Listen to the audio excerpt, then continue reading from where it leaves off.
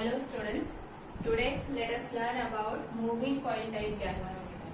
So as you know about galvanometer because we have learned this in potentiometer, means we have used this galvanometer in potentiometer, in piston meter bridge.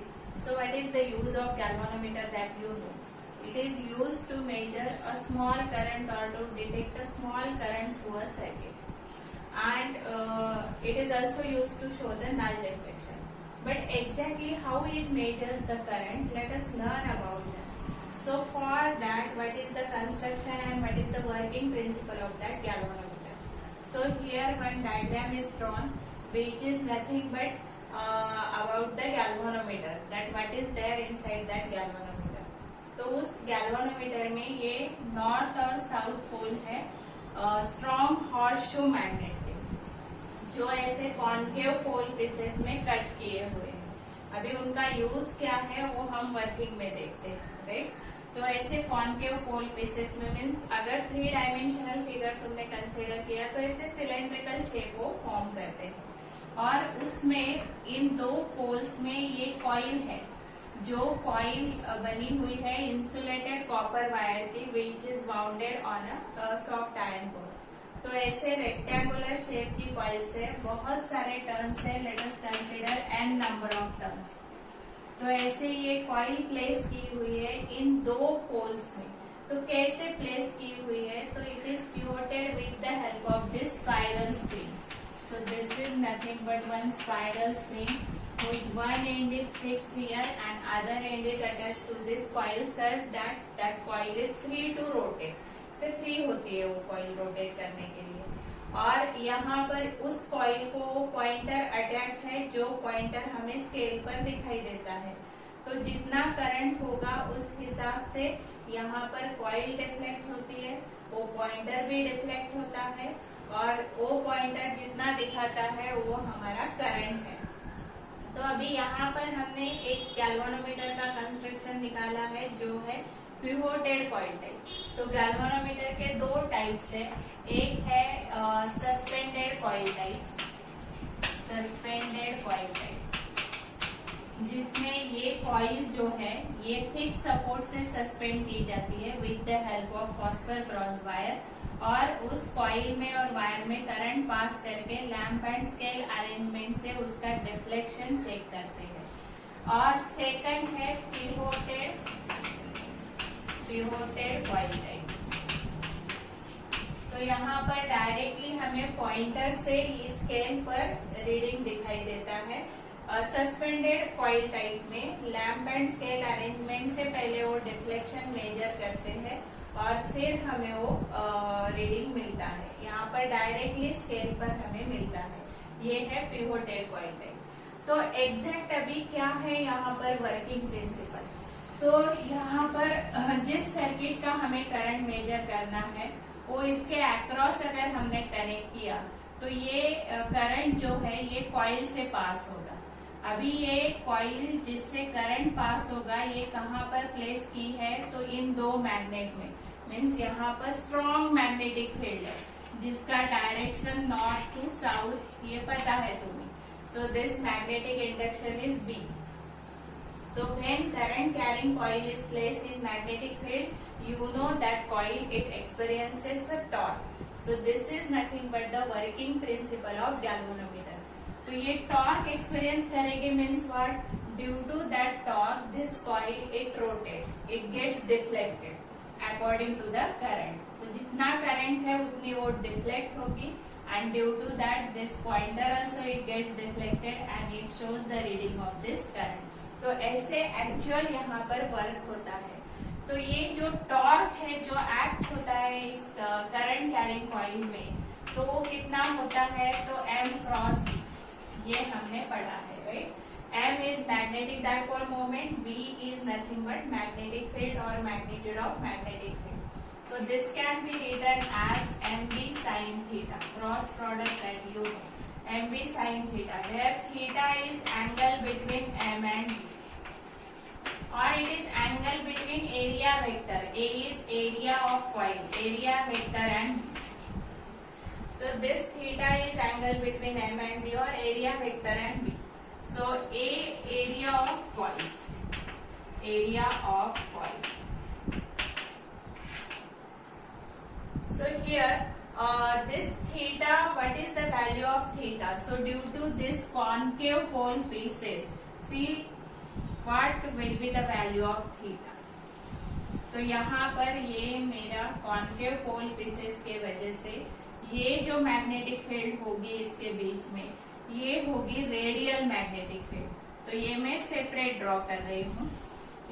तो ये यहाँ पर radial magnetic field हमें मिलेगी ऐसे। तो ये है रेडियल मैग्नेटिक। अभी इस कॉइल का पोजीशन हम सपोज ऐसे ले लेते हैं, ये कॉइल का पोजीशन है और ये अभी ऐसे क्लॉकवाइज रोटेट हो रही है। तो यहाँ पर इसमें और मैग्नेटिक फील्ड में क्या डायरेक्शन है इसके डायपोल मोमेंट में। तो ये करंट का डायरेक्शन हम डिसाइड कर लेते हैं, यहाँ से ऐसे जा रहा है और यहाँ से आ रहा है वो करंट। तो ये करंट का डायरेक्शन है और ये मैग्नेटिक फील्ड है, क्योंकि एक्सियल मैग्नेटिक फील्ड है अभी ये रेडियल मैग्नेटिक फील्ड की वजह से अभी ये along the axis of this coil ये मैग्नेटिक फील्ड है मेरा बी। तो मेरा एम कहाँ पर होगा? तो हमें पता है कि if we curl the finger in the direction of current, तो ये डायरेक्शन ऑफ करंट में मैंने ऐसे कर्ल किए, तो this thumb indicates the direction of magnetic dipole moment. तो ये मेरा मैग्नेटिक डायपोल मोमेंट हो गया एम। मीन्स यहाँ पर मैग्नेटिक डायपोल मोमेंट और बी में एग्जैक्टली एंगल कितना है 90 डिग्री परपेंडिकुलर। अभी ये कॉइल जैसे जैसे क्लॉकवाइज रोटेट होता जाएगा तो वैसे तुम्हारा according to the direction of current always this M is perpendicular to B. Means theta तुम्हें हमेशा कितना मिलेगा 90 डिग्री। या फिर तुमने एरिया वेक्टर भी लिया तो एरिया वेक्टर और magnetic field both are always perpendicular, क्योंकि area vector means normal to this coil and that always remains perpendicular to the magnetic field और इसीलिए हमारा थीटा कितना आ जाएगा 90। तो यहाँ पर 90 आ जाएगा तो हमारा टॉर्क क्या हो गया mb, क्योंकि sine theta means sine 90 is 1, so sine 90 is equal to 1, this you know. तो अभी m हम कैसे लिखते हैं? तो m is means magnetic dipole moment is product of current and area. यहाँ पर n नंबर ऑफ टर्न्स है इसीलिए NIA और इनटू ये b है मैग्नीट्यूड ऑफ मैग्नेटिक फील्ड और मैग्नेटिक इंडक्शन। तो n number of turns of that coil, I is current in each turn and area A is area of that coil. तो ये हमारा टॉर्क आ गया and due to this torque that coil it gets deflected. तो ये हमारा deflecting torque है। अभी जब कॉइल डिफ्लेक्ट होती है तो स्प्रिंग का एक्शन क्या होता है? तो ये स्प्रिंग कैसे यहाँ पर लगाई जाती है? तो एक एंड तो उसका फिक्स है और यहाँ पर कॉइल पिवोट की हुई है कि वो फ्री होनी चाहिए रोटेट करने के लिए। तो यहाँ पर अभी इस स्प्रिंग को तुम अगर ट्विस्ट दोगे मीन्स कॉइल रोटेट होगी तो this spring it gets twisted. तो इसमें एक रिस्टोरिंग टॉर्क प्रोड्यूस होगा which is exactly opposite to the deflecting torque, क्योंकि ये रिस्टोरिंग टॉर्क हमेशा उस स्प्रिंग को उसके ओरिजिनल पोजीशन में लेकर आने की कोशिश करेगा। तो रिस्टोरिंग टॉर्क यहाँ पर डेवलप होगा, रिस्टोरिंग टॉर्क। तो यहाँ पर हम C लेते हैं, it is nothing but the spring constant और it is also called as twist constant or torsional spring constant, means related to this restoring torque, torsional spring constant, ये है हमारा C। तो यहाँ पर अभी देखो ये डिफ्लेक्टिंग टॉर्क से अगर हमारा कॉइल फाई एंगल से डिफ्लेक्ट हो रहा है तो ये जो इसमें रिस्टोरिंग टॉर्क प्रोड्यूस होगा वो भी उतना ही प्रोड्यूस होगा, क्योंकि जैसे जैसे फाई बढ़ेगा मीन्स जैसे डिफ्लेक्शन बढ़ेगा उस कॉइल का उतना ही रिस्टोरिंग टॉर्क भी बढ़ेगा। ठीक, और इसीलिए हमारा रिस्टोरिंग टॉर्क जो है it is directly proportional to this phi. और ये रिस्टोरिंग टॉर्क फिर हम क्या लिख सकते हैं C5, where C you know it is twist constant और टॉर्शनल स्प्रिंग कांस्टेंट। तो ये इक्विलिब्रियम पोजीशन में क्या होगा, deflecting torque must be equal to restoring torque. Okay, coil अगर इक्विलिब्रियम पोजीशन में लेकर आना है तो this deflecting torque should be equal to this restoring torque. तो ये कितना है हमारा NiAb और ये कितना है C5।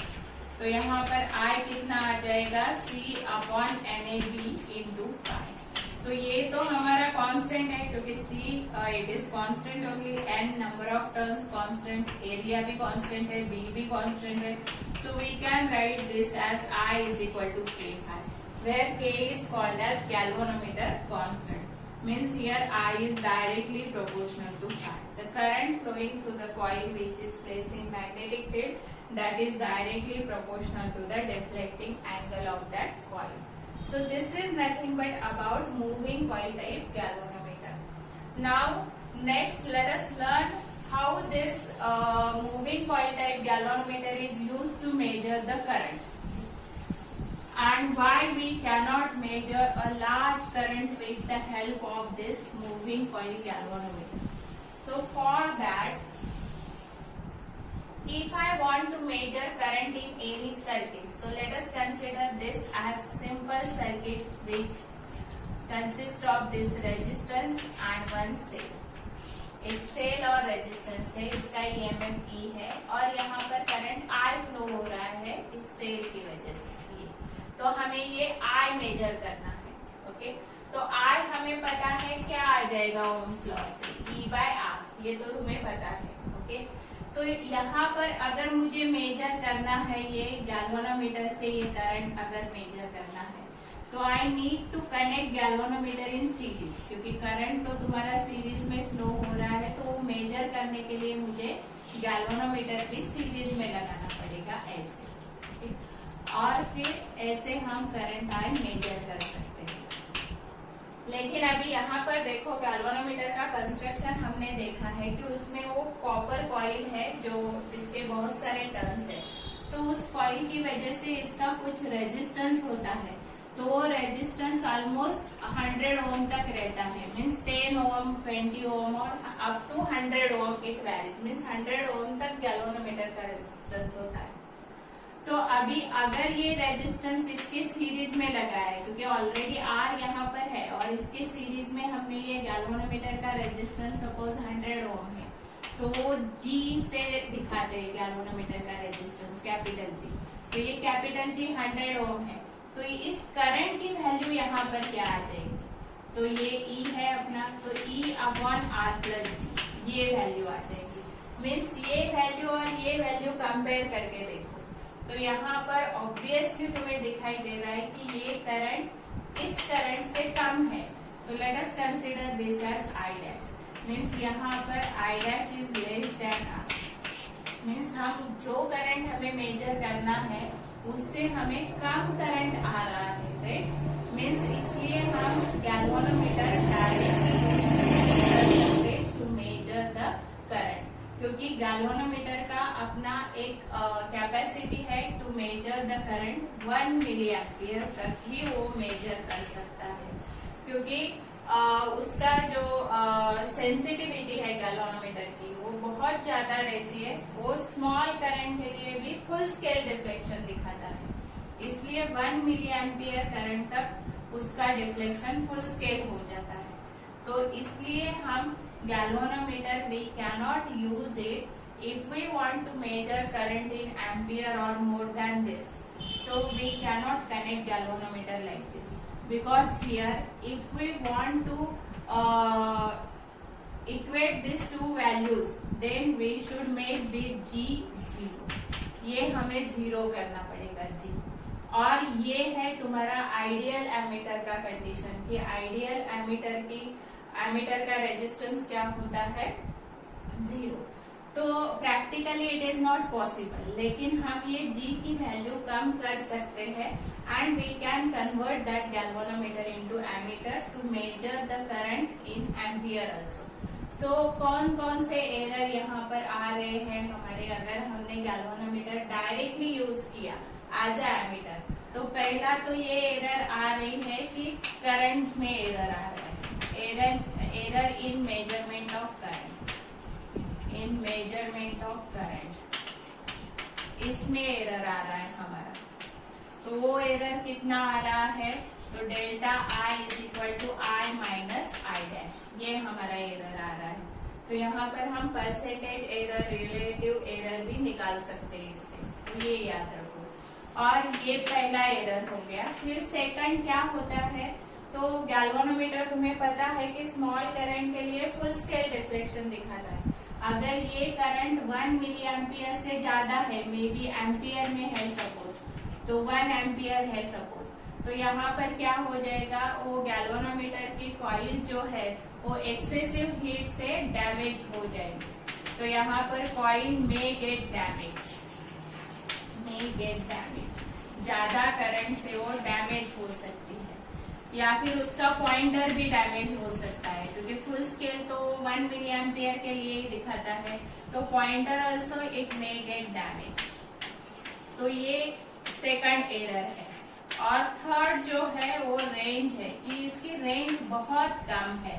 ओके, तो range up to 1 milli ampere है, इसलिए हम हर एक इसमें ये यूज नहीं कर सकते टू मेजर द करंट। तो इसके लिए हमें क्या करना पड़ेगा, we need to convert this galvanometer into an ammeter. तो गैल्वेनोमीटर को एमीटर में अगर कन्वर्ट करना है तो क्या करना पड़ेगा हमें, conversion of galvanometer into ammeter,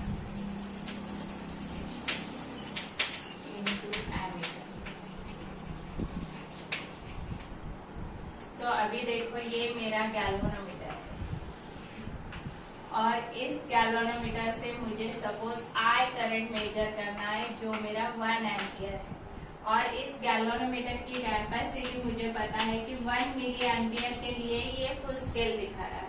okay, तो अभी मुझे क्या करना पड़ेगा कि ये गैल्वेनोमीटर हमें करंट में एरर भी कम दिखाए, फिर कॉइल और पॉइंटर भी डैमेज नहीं होने चाहिए, और इसका रेंज भी इंक्रीज होना चाहिए। ये सब हमें अचीव करना पड़ेगा यहाँ पर। तो इसलिए मैं क्या करती हूँ यहाँ पर कि एक bypass resistance which is having very small value, ये लगाते हैं। ओके, तो अगर ऐसे रेजिस्टेंस हमने कनेक्ट किया तो यहाँ पर क्या होगा, जितना गैल्वेनोमीटर का कैपेसिटी है उतना करंट गैल्वेनोमीटर में जाएगा इस I में से, और जो बचा हुआ है, so let us consider that as IS, means हमारा IS कितना है, I माइनस IG, क्योंकि I टोटल है, उसमें से IG गैल्वेनोमीटर से गया, तो I माइनस IG इस शंट से जाएगा।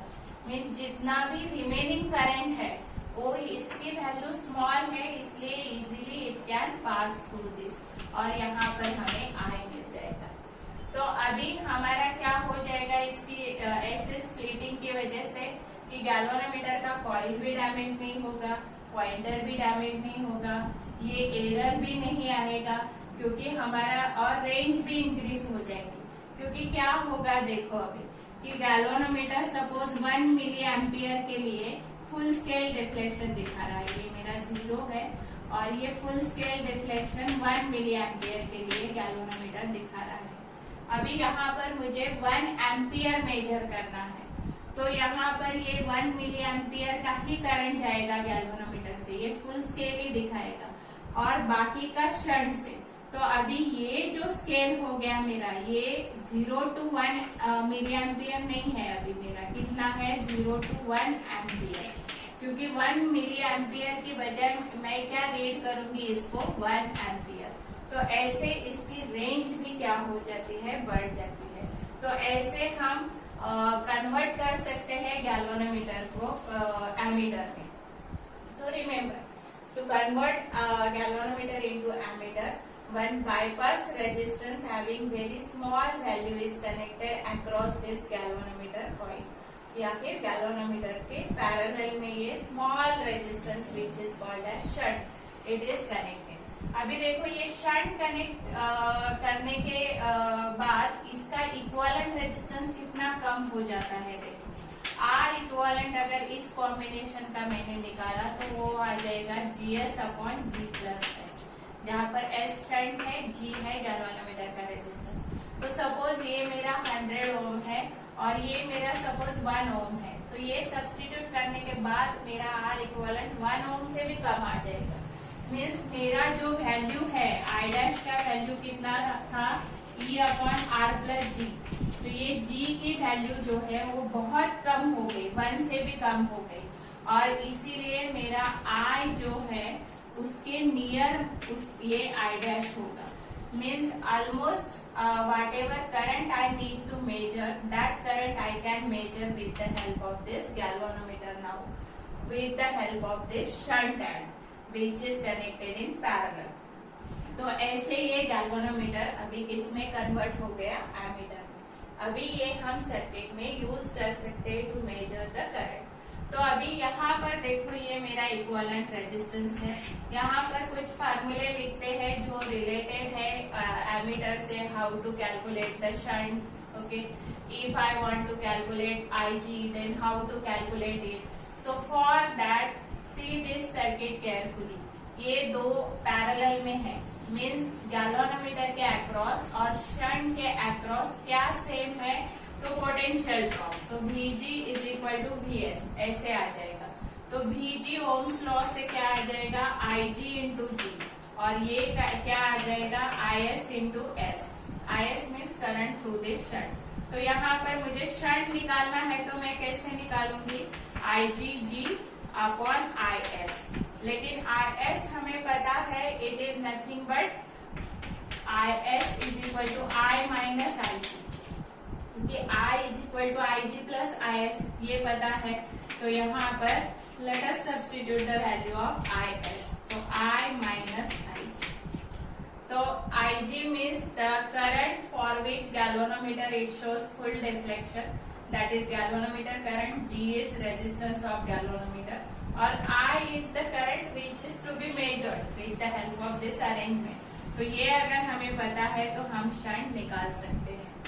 अभी देखो एक जो है that is second formula, that is nothing but the fraction of current, means if I consider N is equal to I by IG। so what is I means जो current हमें मेजर करना है, और IG मीन्स जितना current galvanometer major करता था पहले, और I जो अभी करना है उसके लिए हमें ये अरेंजमेंट की है। तो ये मेरा N है, means it is related with the range of that galvanometer. तो यहाँ पर मेरा I कितना आ जाएगा, fraction of this galvanometer current I is equal to NIG। अभी ये वैल्यू मैं इसमें सब्स्टिट्यूट करती हूँ इस इक्वेशन, राइट, इक्वेशन नंबर 1 में। तो S मेरा क्या है, IGG upon what, I minus IG। तो ये I कितना है, तो I is NIG। So let us substitute. So S is equal to IGG upon NIG minus IG। तो यहाँ पर IG कॉमन है तो ये कॉमन निकाल लेते हैं, IG, और ये रह जाएगा N माइनस 1। तो IG विल गेट कैंसल और हमें क्या मिलेगा, S is equal to G upon N minus 1। अभी इससे हम N की वैल्यू निकाल सकते हैं, S is equal to G upon N minus 1। तो हमारा N कितना आएगा, तो क्रॉस मल्टीप्लीकेशन, तो N is equal to G plus S upon S। Means N हम ऐसे निकाल सकते हैं, अगर शंट पता है हमें G पता है तो we can calculate this N। अभी N में हम ये R इक्विवेलेंट का भी इक्वेशन लिख सकते हैं। तो हमारा R इक्विवेलेंट कितना आ रहा है, GS upon G plus S। तो इस S को डिनोमिनेटर में ट्रांसफर कर देते हैं, तो क्या हो जाएगा, इट विल गेट डिवाइड यहाँ पर। तो G plus S upon S, ये मेरा क्या है, N। तो मेरा R इक्विवेलेंट कितना हो जाएगा, G अपॉन N। मीन्स ये अलग अलग फार्मूले हैं जिसमें हम जैसे न्यूमेरिकल में पूछा है उस हिसाब से हम ये यूज कर सकते हैं, राइट। तो अगर हमें एस कैलकुलेट करना है या फिर आईजी कैलकुलेट करना है या फिर आईएस कैलकुलेट करना है तो हम ये फार्मूला यूज कर सकते हैं। So remember this, in next lecture we will solve some problems related